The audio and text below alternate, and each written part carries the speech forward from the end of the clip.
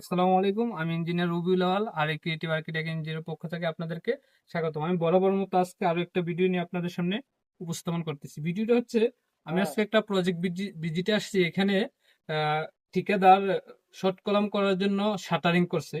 তো যখন আমি আসলাম প্রজেক্টে আইসা দেখার পরে একটা জিনিস খেয়াল করলাম শাটারিং এর উপর দিয়ে যে এখানে শাটারিং যে করছে তারা রেইনফোর্সমেন্ট গুলা ঠিকঠাক মতো পরিষ্কার করছে কিনা।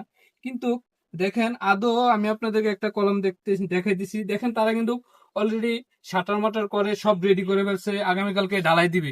বাট এই মুহূর্তে আমি এসে দেখলাম যে দেখেন একবার কলমটার অবস্থা, প্রত্যেকটা রিঙে রিঙে আপনার ময়লা লেগে রয়েছে।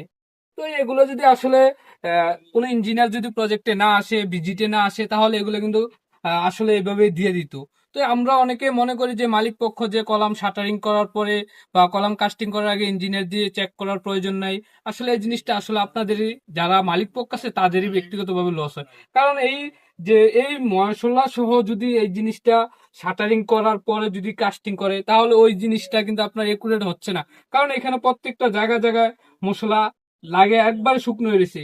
ওই জিনিসটা আসলে আপনার যে নতুন মশলা এবং পুরাতন মশলার যে বন্ডিং, ওই বন্ডিংটা আসবে না। সো আপনার এই নিজেরই কাজটা আপনার খারাপ হবে।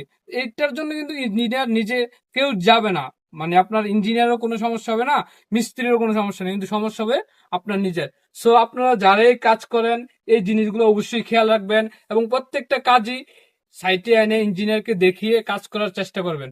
আজকের জন্য এখানে আল্লাহ হাফেজ, আসসালামু আলাইকুম।